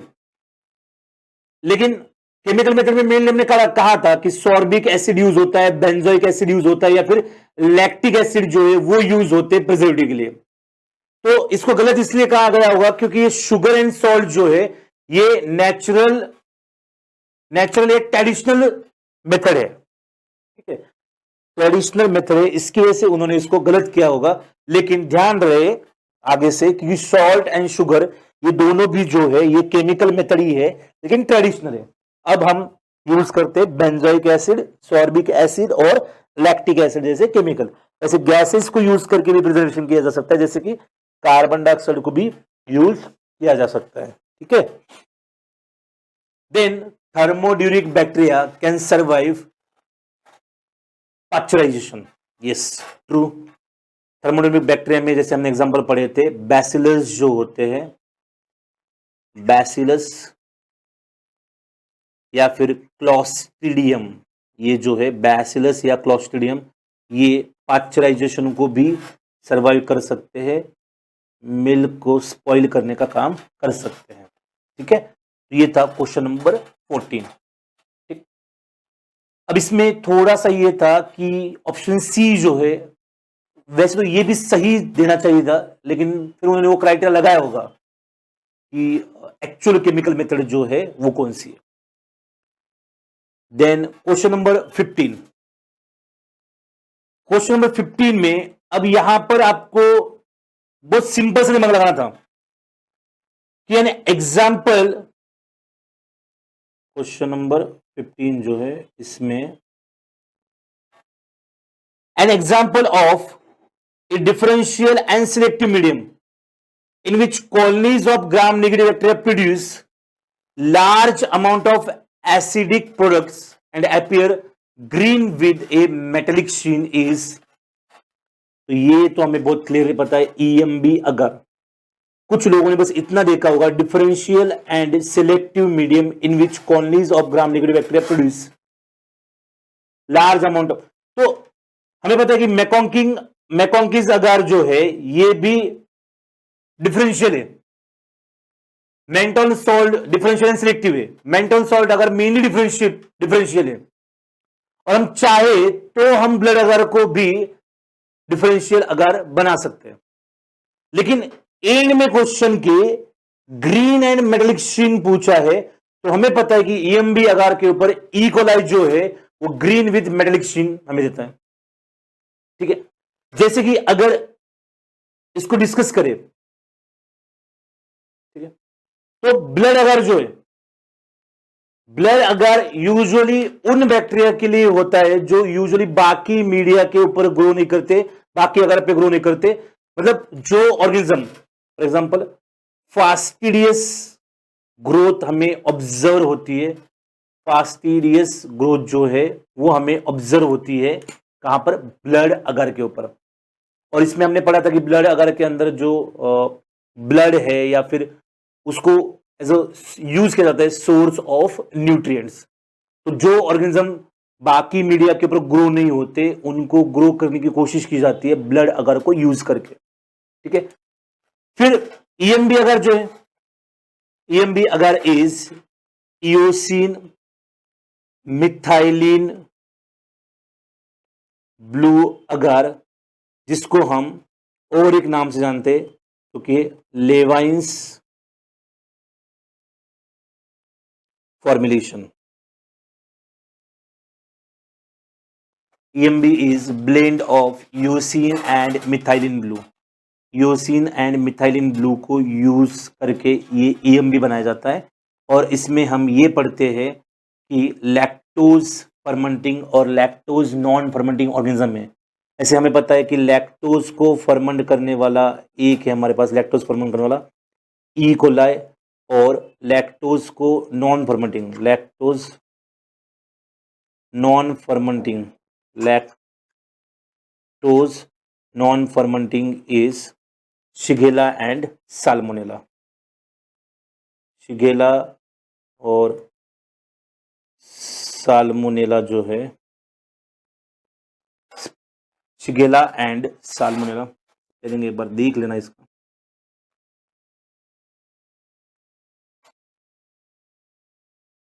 ऊपर लैक्टोज को फर्मेंट करते हैं, लैक्टोज को फर्मेंट करते हैं तो वहां का पीएच जो है वो पीएच लो हो जाता है, और वो ऑर्गेनिज्म लो पीएच पे डाइका एब्जॉर्प्शन जो है वो इंक्रीज करता है। डाई का एब्जॉर्प्शन क्या होता है, इंक्रीज कर सकता है। हो सकता है कि वहां पर जो है डार्क पर्पल या अलग कलर आ सकते हैं। जो नॉन लैक्टोज फर्मेंटर है वहां पर पीएच जो होगा वो इंक्रीज होगा, हाई होगा। पीएच इंक्रीज क्यों होगा, क्योंकि हो सकता है कि वहां पर डी अमाइनेशन हो प्रोटीन्स का और उसके से पीएच हाई हो जाए। तो पीएच हाई होगा तो ये रेस्ट्रिक्ट करता है डाई एब्जॉर्प्शन को। अगर यहां पर डाई कम एब्जॉर्ब होगा तो आपको यहां पर कॉलोनीज कैसे दिखेगी, कलरलेस। एक तरफ आपको कलर्ड कॉलोनीज दिख रही है और एक तरफ आपको कलरलेस कॉलोनी दिख रही है। तो ये लैक्टोज फर्मेंटिंग और lactose non fermenting. Usually EMB जो है वो ग्राम नेगेटिव बैक्टीरिया के लिए यूज किया जाता है। ये अगर ग्राम पॉजिटिव बैक्टीरिया के लिए टॉक्सिक है, उनको ये टॉक्सिटी कॉज कर सकता है। ठीक है, तो हमने इससे आगे जाके कहा था कि ईएमबी अगर के ऊपर ई कोलाई जो है डिस्टिंक्ट ग्रोथ शो करता है। डिस्टिंक्ट मतलब क्या, वो ग्रीन और मेटालिक शीन। और ये ऐसा क्यों, it is due to metachromatic property of dye. जबकि लैक्टोज जो है ई कोलाई अच्छे तरीके से फर्मेंट करके कुछ एसिड्स को ज्यादा प्रोड्यूस करता है, उसकी वजह से हमें ग्रीन विद ए मेटालिक शीन दिखाई देगी। कहां पर, ईएमबी अगर के ऊपर। फिर मैकोंकीज अगार जो है, मैकोंकीज अगार भी differential as well as selective medium है। और स्पेशली ये पैथोजेनिक स्टेफिलोकोकाई जो है उनको आइसोलेट करने के लिए यूज किया जाता है। ये भी लैक्टोज फर्मेंटिंग ऑर्गेनिज्म को आइडेंटिफाई किया जा सकता है। और यहां पर हम अलग अलग पीएच इंडिकेटर यूज करके भी क्या कर सकते, इसको आइडेंटिफाई कर सकते। जैसे कि मैकोंकीज अगार के लिए हम न्यूट्रल रेड जो है वो पीएच इंडिकेटर यूज करते हैं। मैनिटॉल सॉल्ट अगर जो है यहां पर भी हम लैक्टोज फर्मेंटिंग ऑर्गेनिज्म को देखेंगे और इसके लिए जो पीएच इंडिकेटर यूज होगा वो फेनॉल रेड होगा। ठीक है, सो इस तरीके से ये बहुत ही स्ट्रेट फॉरवर्ड क्वेश्चन था। इसके अलावा कोई और ऑप्शन हो ही नहीं सकता था बहुत क्लियरली।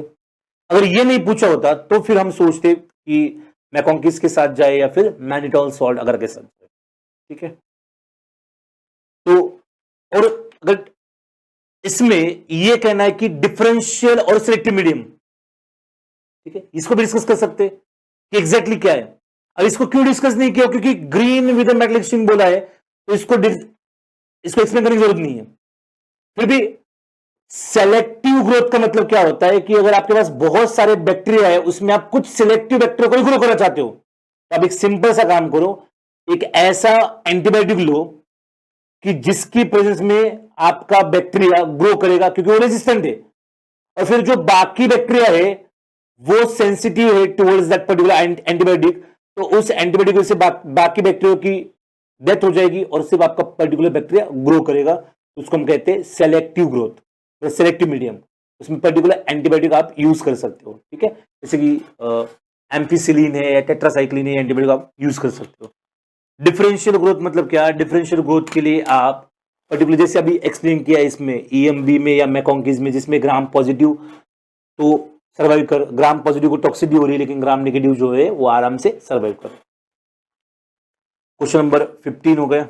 देन क्वेश्चन नंबर 16 बहुत ही सिंपल क्वेश्चन था। Most conserve pathway say that is glycolysis. Substrate level phosphorylation जो है वो होता है कहां पर, ग्लाइकोलिसिस के अंदर, as well as substrate level phosphorylation होता है कहां पर, क्रेब्स साइकिल के अंदर। ऐसे हमने डिस्कस किया था कि एटीपी सिंथेज को यूज करके अगर हम एटीपी बनाएंगे, for example electron transport chain में, या फिर हम फोटोफॉस्फोरेशन जब पढ़ रहे फोटोसिंथेसिस के अंदर भी एटीपी बनती है। एटीपी सिंथेज को यूज करके जो लुमेन के अंदर ग्रेडियंट बनता है, स्ट्रोमा में ग्रेडियंट मतलब प्रोटॉन ट्रांसफर होते हैं, लुमेन टू स्ट्रोमा, तो एटीपी बनती है। अगर एटीपी सिंथेज के अलावा कहीं और एटीपी बन रही है, फॉर एग्जांपल हमने पढ़ा था कि ग्लाइकोलिसिस में और क्रेब्स में जहां पर एटीपी सिंथेसिस नहीं यूज करे फिर भी एटीपी बन रही है, उस फॉस्फोराइलेशन को हम क्या कहेंगे, सबस्ट्रेट लेवल फॉस्फोराइलेशन। तो सबस्ट्रेट लेवल फॉस्फोराइलेशन में क्या होगा, जो एडीपी है उसके ऊपर एक फॉस्फेट ग्रुप जोड़ा जाएगा और क्या बनेगी, एटीपी बन जाएगी। एटीपी की सिंथेसिस हो रही है। तो सबसे पहले आपको यह पता होना चाहिए था। फिर इसके बाद क्या रखा है कि ग्लूकोज टू ग्लूकोज 6 फॉस्फेट बनेगा। तो अगर आपको ग्लूकोज को ग्लूकोज 6 फॉस्फेट में कन्वर्ट करना है तो आपको ग्लूकोज के 6 पोजीशन में फॉस्फेट लगाना पड़ेगा, और इसके लिए आपको कोई ना कोई फॉस्फेट का डोनर चाहिए। तो यहां पर एटीपी जो है वो फॉस्फेट का डोनर होगा। एटीपी किसमें कन्वर्ट हो जाएगा, एडीपी में, और यहां पर फॉस्फेट लगा जाएगा। तो यहां पर एटीपी बन नहीं रही है, एटीपी यूज हो रही है, तो ये ऑप्शन गलत है। फिर बोल रहा है कि फ्रुक्टोज 6 फॉस्फेट से फ्रुक्टोज 1,6 बिस फॉस्फेट बनाएंगे। तो ऑलरेडी फ्रुक्टोज के ऊपर एक फॉस्फेट है, आपको और एक फॉस्फेट डालना है, मतलब आपको और एक एटीपी लगेगी। तो सबस्ट्रेट लेवल फॉस्फोरेशन हम कहते हैं कि एटीपी का सिंथेसिस हो रहा है, एटीपी का फॉर्मेशन हो रहा है। यहां पर तो एटीपी यूटिलाइज हो रही है। और जब हम 2 फॉस्फोग्लिसराइड से फॉस्फेनॉल पायरुवेट बनाते हैं तो वाटर मॉलिक्यूल रिलीज होता है, हमने पढ़ा था, वहां पर एटीपी यूज नहीं होती। तो ये वाला जो स्टेप है, इस वाले स्टेप में क्या होता है, एडीपी के ऊपर एक पीआई जोड़ा जाता है जिसकी वजह से क्या बनती है, एटीपी। ऐसे हमने ग्लाइकोलाइसिस के अंदर पढ़ा था, 1,3 बिस फॉस्फो ग्लिसरेट जो है वो कन्वर्ट हो जाएगा 3 फॉस्फो ग्लिसरेट के अंदर। 1,3 बिस फॉस्फोग्लिसरेट कन्वर्ट हो जाएगा किसके अंदर, 3 फॉस्फोग्लिसरेट के अंदर। और यहां पर सिंपल सी रिएक्शन होगी, एडीपी का कन्वर्जन होगा किसके अंदर, एटीपी के अंदर। और एंजाइम जो यूज होगा वो होगा फॉस्फोग्लिसरेट काइनेज। फॉस्फोग्लिसरेट काइनेज जो है वो एंजाइम यहां पर यूज होगा। इसके अलावा भी और एक स्टेप है, फॉस्फोइनोल पायरुवेट से जब पायरुवेट बनता है तो वहां पर भी एटीपी निकलती है, वो भी सबस्ट्रेट लेवल फॉस्फोराइलेशन का ही एग्जांपल है। ठीक है, तो ये क्वेश्चन नंबर 16 है जो बिल्कुल आराम से किया जा सकता है। Then question number 17। अब क्वेश्चन नंबर 17 इजी क्वेश्चन है, आराम से इसको भी किया जा सकता था। क्या कहा है, a bacterial culture containing 3 into 10 to the power 5 live cells. तो आपके पास 3 into 10 to the power 5 cells है, लिविंग सेल्स है, लाइव सेल्स है। Was expose to newly developed sterilising agent. कोई एक न्यूली डेवलप्ड स्टरलाइज एजेंट है, उसको ये सेल्स एक्सपोज की, और after 30 minutes what you have observed 3 live cells remained. तो 3 into 10 to the power 5 cells थी, और कितनी सेल्स बची, सिर्फ 3 सेल्स।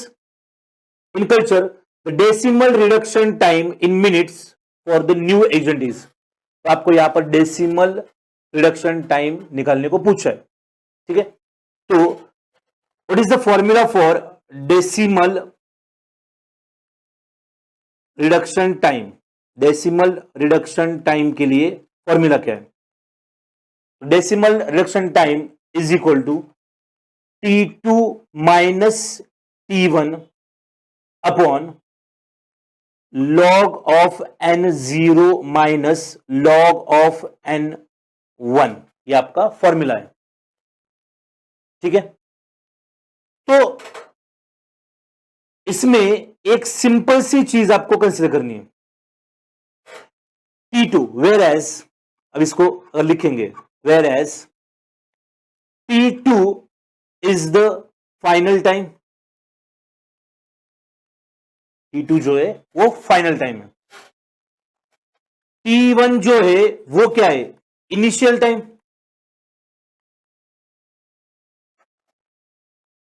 देन जो आपको बोल रखा है कि log N0, तो log N0 is the cells initial number of cells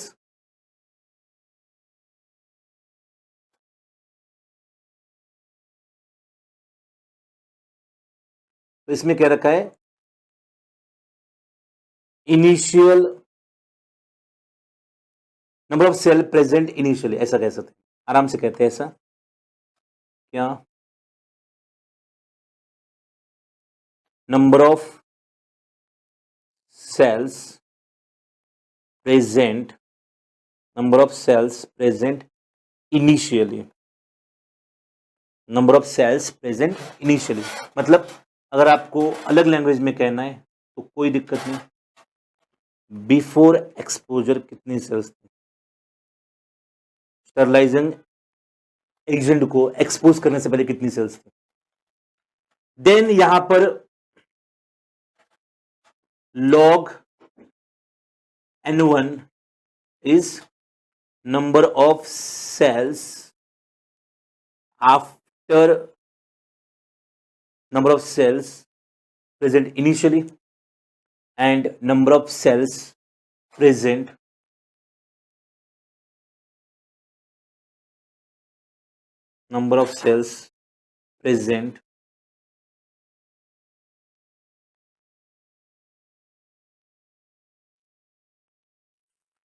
final time, मतलब आफ्टर एक्सपोजर। बस हो गया, आप फॉर्मूलाज में वैल्यू पुट करो और आपको आंसर मिल जाएगा। तो सबसे पहले decimal reduction time is equal to what is the value for T2, final time कितना है हमारा 30 मिनट्स, तो 30 माइनस T1 क्या है, इनिशियल टाइम कितना है 0, ठीक है। log n0 is what, number of cells present initially, तो आपको किसका लॉग निकलना है, log of 5 into 10 to the power 5, ठीक है, minus then number of cells present at the final time, मतलब after exposure, that log of 3, last में 3 ही cell बची, तो यहां से इसको सिंप्लीफाई करने की कोशिश करेंगे तो 30 आ जाएगा, 30 minus 0 is 30।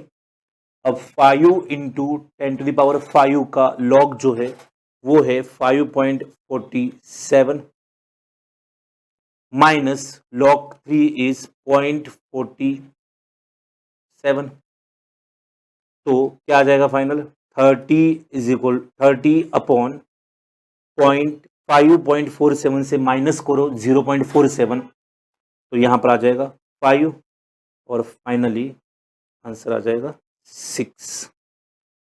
Decimal reduction time is 6 minutes.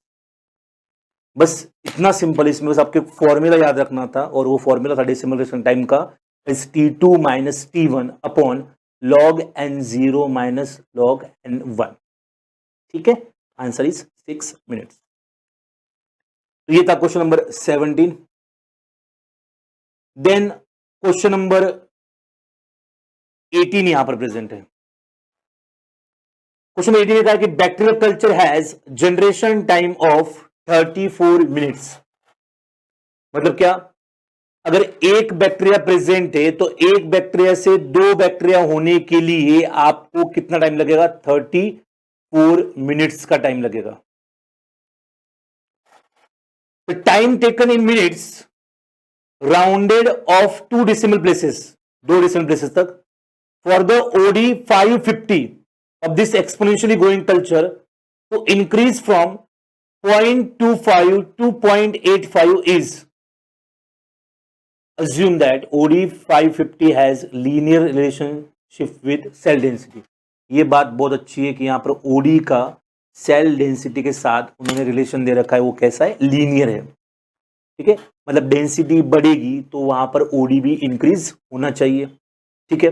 अब आराम से समझते हैं, जनरेशन टाइम कितना है 34 मिनट्स, ठीक है। अब हम OD मेजर कर रहे हैं, ऑप्टिकल डेंसिटी मेजर कर रहे हैं 550 के ऊपर। सपोज हमारे पास कोई OD है, 550 मेजर किया और वो कितना है 0.25, ये OD हमारा आ गया है, तो 0.25 OD है। अगर हम इसमें जितनी भी सेल्स होगी वो डबल होने के लिए कितना टाइम लग रहा है? 34 मिनट्स लग रहे हैं। और 34 मिनट्स में ये कितना हो रहा है? 0.5। और नेक्स्ट 34 मिनट्स में ये 0.5 से कितना हो जाएगा? 1। और नेक्स्ट 34 मिनट्स में ये 1 से कितना हो जाएगा? 2। मतलब जनरेशन टाइम कितना है? 34। तो यहां पर और 34 मिनट्स लगे, तो और 34 मिनट्स में ये कितना हो जाएगा? 1। और 34 मिनट्स में ये कितना हो जाएगा? 2। तो हमें 0.25 के लिए से 0.5 के लिए अगर हम इसको सिंपली करें 2n, अब यहां पर 2n की जो वैल्यू है वो क्या आएगी? 2n की वैल्यू आएगी 1। 0.5 से 0.25 से 0.5 होने के लिए कितना लग रहा है? 1 जनरेशन। फिर आगे 0.5 से 1 होने के लिए क्या लग रहा है? 2 फिर 1 से 2 होने के लिए क्या लग रहा है? 2 2 से 4 होने के लिए क्या लग रहा है? 2 ऐसे नो। तो इसको ऐसे भी कर सकता। अब हमें क्या करना है? वही करना है कि अगर 0.25 से 5 होने के लिए 2 1, तो 0.5 से 1 होने के लिए 2 तो 1 से 2 होने के लिए 2 तो 0.25 से 0.85 होने के लिए कितना जनरेशन लग रहा है, ये देखना है हमें। ठीक है, तो 0.25 से 0.85 होने के लिए कितना जनरेशन लगेगा? क्लियर है यहां तक? अब इसमें सिंपल तरीके से अगर इसको सॉल्व करने की कोशिश की जाए तो कैसे किया जा सकता है इसको? तो एक चीज को समझते हैं, ऐसा करते 2n is equal to 0.85 upon 0.25। ठीक है, 2n is equal to 0.85 upon 0.25। अब अगर लॉग पकड़ा जाए इसका, तो n is equal to log of 2, n is equal to log of 2 is equal to log of 85 upon log of 25, ऐसा आ जाएगा। ठीक है, ये n इज इक्वल टू नहीं होगा, यहां पर ये n इंटू होगा।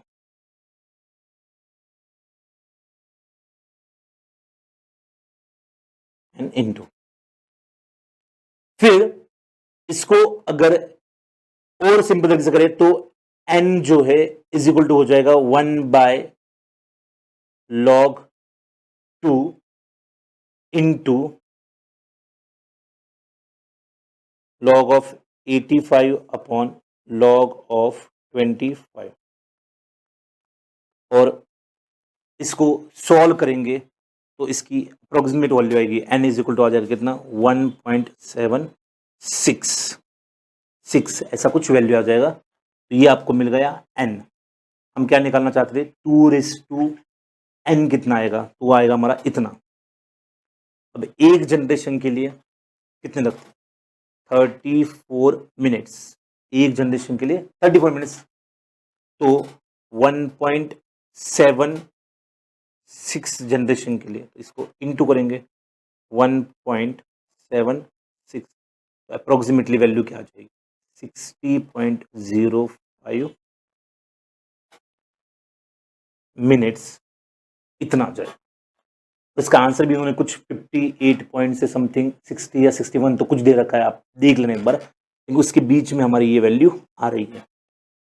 ठीक है, तो ऐसे सिंपल तरीके से इस क्वेश्चन को सॉल्व किया जा सकता है। Then question number 19। अब क्वेश्चन नंबर 19 में 100 microlitre aliquot of the bacterial culture plated on the nutrient agar gave 4 colonies. कितनी कॉलोनी दी? 4 कॉलोनी दी। The bacterial stock concentration in million cells per ml rounded up to 1 decimal places. वो simple सी बात है, अगर 100 microlitre है तो सबसे पहले इसको कन्वर्ट करो 0.1 ml, मतलब पहले से ml में कन्वर्ट करो तो कितना आएगा? 0.1 ml। एस और नो? तो 0.1 ml ये आ जाएगा। इसका डाइल्यूशन कितना है? 10 to the power -4।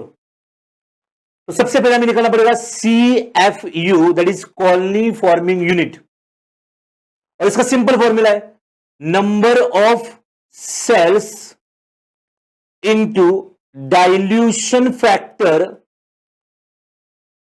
Number of cells into dilution factor upon volume, upon volume. तो क्या आ जाएगा? नंबर ऑफ सेल्स कितनी है हमारे पास? 4 ही कॉलोनी दी है। Then dilution factor, dilution factor यहां पर हमारा कितना है? 10 टू दी पावर -4 है। तो डाइल्यूशन हमें -4 दे रखा है, और डाइल्यूशन -4 है तो हम इसका डाइल्यूशन फैक्टर निकलते हैं, हम इसका इनवर्स करेंगे, और इनवर्स करेंगे तो क्या आ जाएगा? 1/10 टू द पावर 4। तो यहां पर इसलिए हम इसको क्या पकड़ेंगे? 10 to the power 4 upon volume कितना है? अब हमने इसको ml में कन्वर्ट कर दिया, वॉल्यूम कितना है? 0.1। तो अब हमारे पास कैसे आ गया? हमें हमारे पास वैल्यू ऐसे है 4 इंटू 10 टू द पावर 4, इतना है कितने में? 0.1 ml के अंदर। ठीक है, अब हम जो स्टॉक है पर ml निकालना ना, स्टॉक जो है, स्टॉक कंसेंट्रेशन, स्टॉक जो हम प्रिपेयर करते हैं वो यूजुअली होता है लीटर में, लीटर यानी कि 1000 ml के अंदर। ठीक है, तो 0.ml में इतनी सेल्स है, 0.1 ml में इतनी सेल्स है, तो 1000 ml में कितनी सेल्स होगी? तो 4 into 10 to the power 4 into 10 to the power 4 ही आएगा। अगर ये ml होता, 1 ml होता, तो हम 10 टू द पावर 3 कंसिडर करते, लेकिन ये 0.1 ml है, इसके लिए हम इसको 10 टू द पावर 4 कंसिडर कर रहे हैं, और ये वैल्यू क्या आएगी? 4 इंटू 10 टू द पावर 8 इतनी आ जाएगी। 10 into 4 into 10 to the power 8 इतनी सेल्स होगी। अब हम इसको पर ml में कैसे कर रहे हैं? तो टोटल जो है वो कितने आएंगे? 400 मिलियन सेल्स जो है आ रहे हैं। कितने? 400 मिलियन सेल्स। अब यहां पर हमें यह करना है कि हमें ये लीटर में मिले, 1000 में मिले, इतने लीटर में, या फिर हम इसको क्या कह सकते हैं? लीटर में, या फिर इसको हम कहेंगे 1000 ml में। ठीक है, अब अगर 4 into 10 to the power 4 into 10 to the power 8 cells 1000 ml में, तो कितनी सेल्स जो है वो 1 ml के अंदर होगी? ठीक है, कितनी सेल्स जो है वो 1 ml के अंदर होगी। तो ये जो निकालना है हमें, इसको x मानते हैं, तो क्या होगा? 4 into 10 to the power 8 is equal to 1000 into X आ जाएगा, और x is equal to, X को साइड लेते हैं, x is equal to 4 into 10 to the power 8 upon क्या जाएगा? 1000, और फिर x is equal to 4 into 10 to the power 8 upon, इसको कन्वर्ट कर दो 10 टू द पावर -3 के अंदर, तो finally x would be 4 into, इसको सॉल्व करो, सिंप्लीफाई करो, 4 इंटू 10⁵ और 4 इंटू 10⁵, तो x की वैल्यू कितनी आ जाएगी, 0.04 sales, 0.04 million cells per ml, इतना हमारा आ जाएगा, 0.04 मिलियन सेल्स पर ml। ठीक है, बस ऐसे क्वेश्चन में फॉर्मूला इजी होता है, कन्वर्जन में प्रॉब्लम आती है थोड़ी सी। अगर आप कन्वर्जन सही तरीके से करोगे तो आपको आंसर आराम से आ जाएगा। तो यहां पर 0.4 मिलियन सेल्स पर ml हो गया। And the last question which is also numerical, और इस लास्ट क्वेश्चन में ए continuous bacterial culture carried out in a chemostat is said to flow rate of 40 ml per hour। So flow rate जो है medium का, वो flow rate कितना है, 40 ml per hour। The culture volume is equivalent to that of the cubical container having 10 centimeter size। तो जो culture volume है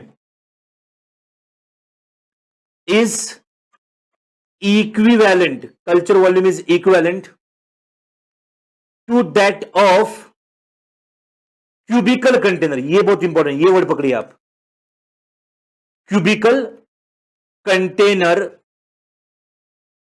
having 10 centimeter sides। ठीक है, the dilution rate in R rounded up to 2 decimal places of this। तो हमें पता है dilution rate D is equal to F upon V। V is value, पहले हमें वॉल्यूम निकालना पड़ेगा। तो वॉल्यूम निकालने के लिए volume that is V, volume is equal to, अब किसका निकालना है, क्यूबिकल कंटेनर है, तो क्यूबिकल कंटेनर क्या आएगा, A cube, height into width into length.